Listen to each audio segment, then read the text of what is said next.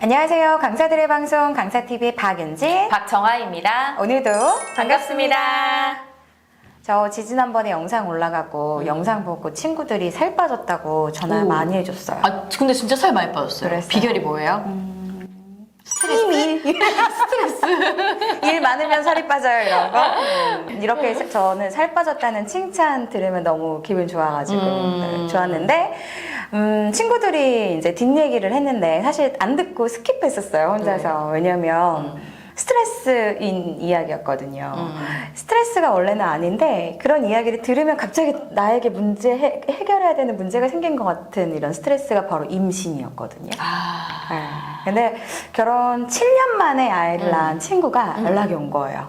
유튜브를 보고 윤진아 너무 살도 많이 빠져고 옷도 너무 잘 맞고 예쁘다. 칭찬이네.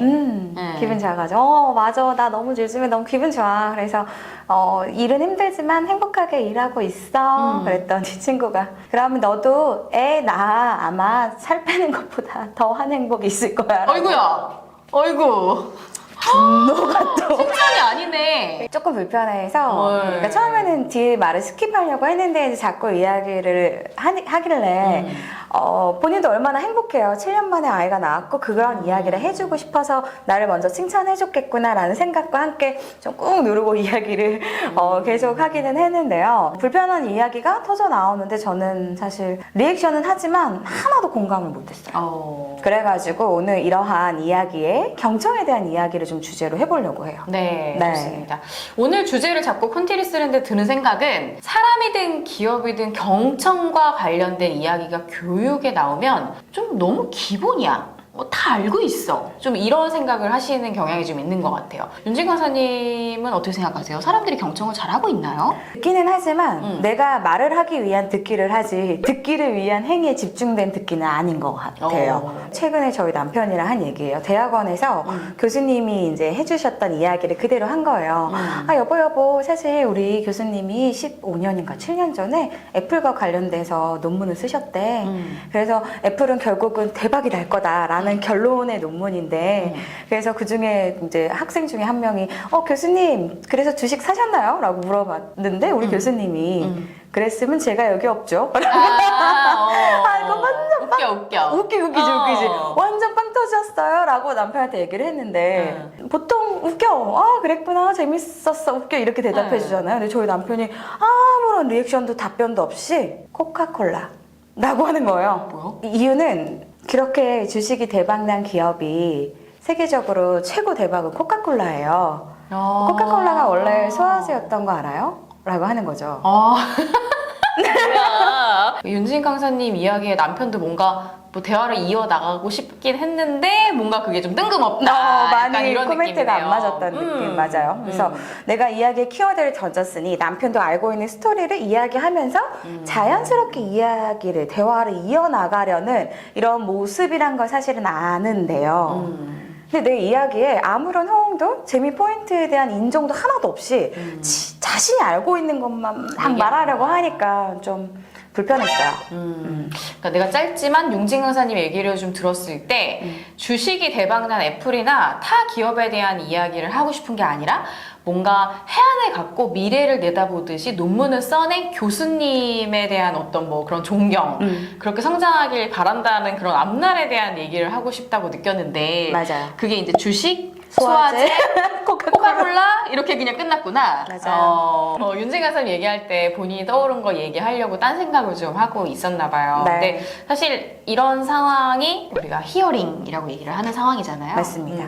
들리니까 듣고 떠오르니까 말하는 거죠. 근데 우리는 타인과 대화에 듣기의 행위를 한다면 히어링 이렇게 흘러가는 것보다는 리스닝을 하는 게 어떨까라는 생각을 합니다. 히어링, 리스닝, 뭐 듣기라는 목적을 두고 본다면 사실 똑같은 듣기인데 리스닝은 주의 깊게 듣기, 골똘한, 뭐 열중한, 열중하는 뭐 이런 형용사로 쓰이잖아요. 네.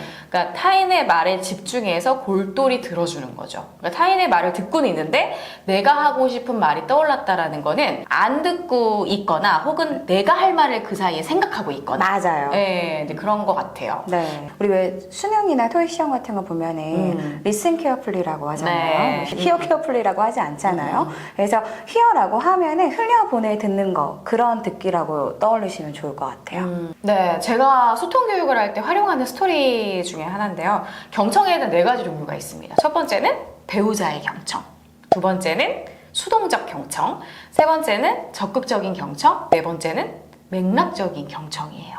그러니까 윤진 강사님 남편분이 했던 듣기가 바로 배우자의 경청이었던 거죠. 그러니까 배우자의 경청이라는 거는 흘려보내는 듣기를 한 후에 타인의 마음까지 상하게 하는 그런 듣기 행위라고 보시면 될 것 같아요. 상했어요. 그러니까. 솔직히 마음 상했어요. 네, 1단계 배우자의 경청은 이렇게 본의 아니게 타인을 좀 부들부들하게 만들 수 있습니다. 그런데 1단계 경청은 꼭 배우자에게서만 나타나는 듣기는 아니에요. 뭐 직장 상사, 동료, 친구들과 대화를 나눌 때도 나타나는데요. 특히 타인의 말에 집중하지 않고 뭐 이렇게 뭐 대답을 하고 딴 생각을 한다든지 자신이 할 말을 잊어버리지 않게 타인의 말에 집중하지 않았을 때 많이 발생되는 경청의 단계라고 네. 보시면 될 것 같아요. 불편합니다. 이 2단계 수동적 경청의 그 경우에는 알프레드 토마티의 이야기, 수동적 듣기, 능동적 듣기 그 부분인 거죠. 프랑스 의학자 알프레드 토마티가 이야기한 수동적 듣기는 그냥 무심히 흘려보낸 듣기라고 해요. 그래서 한 귀로 듣고 한 귀로 흘린다라는 속담을 떠올리시면 될 것 같습니다. 말을 자르지 않고 듣고는 있다라는 걸 보여주는 측면에서는 1단계보단 조금 나아 보이긴 하지만 또 이것도 건성으로 듣네 이런 생각이 들 수밖에 없다는 거죠. 그래서 내 말을 듣고 있는지 집중해주고 있는지를 되묻고 싶어지잖아요. 네네. 3단계 적극적 경청은요 이런 상황입니다. 여보 글쎄 교수님 대단하신 분인데 유머도 있으시고 완전 재밌어. 이렇게 대화에 주의를 기울여 집중해주고 이야기의 주제에 맞는 호응을 좀 해주는 듣기 행위를 좀 얘기를 해요. 그럼 마지막 맥락적 경청은 다음과 같습니다. 여보 글쎄 우리 교수님이 진짜? 대단하시네. 그치. 어. 나도 사실 교수님처럼 이렇게 패러다임의 변화를 좀 읽고 싶어. 경영자로서 그렇게 성장하고 싶어. 당신 지금 너무 잘하고 있어. 노력하는 만큼 결실을 맺을 수 있을 거야. 한 학생이 교수님의 야, 교수님 진짜 유머 있으시네. 애플처럼 이렇게 성장한 다른 기업은 좀 뭐가 있을까? 코카콜라?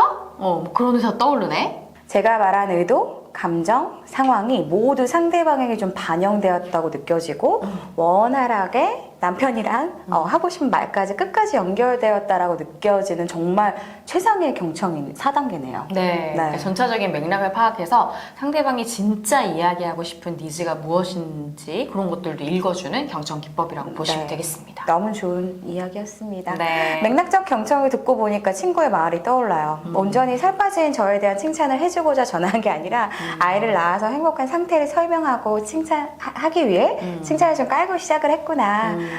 그럼 나는 친구의 숨은 욕구나 니즈들을 좀 파악해가지고 이야기를 공감해줬다면 더 좋았겠네 라는 생각이 드네요. 네, 그래서 맥락적 경청을 공감적 경청이라고 하는데요. 경청을 잘 못하시는 분들이 많아요. 이런 상황인데요. 나 요즘 일도 많고 너무 바빠서 잠잘 시간도 없고 과제도 많고 너무 힘들어. 너는 일이 많은 걸 다행이라고 생각해라. 대학금 등록금 낼 수 있으면 그게 어디야. 난 일도 없는데. 위로한 거예요? 그럼 이런 건 어떠세요? 일도 중요하고 석사도 중요한데 뭐가 우선순위인지 먼저 정해가지고 처리를 해봐. 나도 알거든요. 나도 우선순위 잘 알거든요.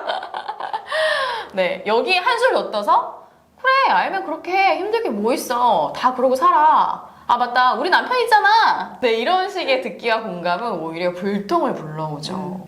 그러니까 평가나 피드백을 해주는 대화는 정말 불편한 것 같아요. 그냥 사실을 들어주면 좋겠어요. 네, 내 딴에는 조언을 해준다고 생각하고 이야기를 하겠지만 조언 이전에 상대방의 말을 공감해주는 경청이 굉장히 중요한 포인트인 것 같습니다. 네, 오늘 경청에 대해서 좀 이야기를 해봤는데요. 왜 이렇게 속이 시원하죠? 저격 영상 아닙니다. 네. 네. 우리나라에는 이력서나 자기소개서에 뭐 장점 쓰라는 말에 타인의 이야기를 잘 들어주는 사람입니다 라는 말을 가장 많이 쓴다고 해요. 그래서 오늘 영상을 통해서 내가 진짜 경청을 잘하는 사람인지 진지하게 한번 생각해 볼 수 있는 시간이 되셨을 거라 생각합니다. 우리 모두 히어링이 아닌 리스닝으로 소통할 수 있기를 바라면서 오늘도 강사TV의 좋아요, 구독 눌러주세요.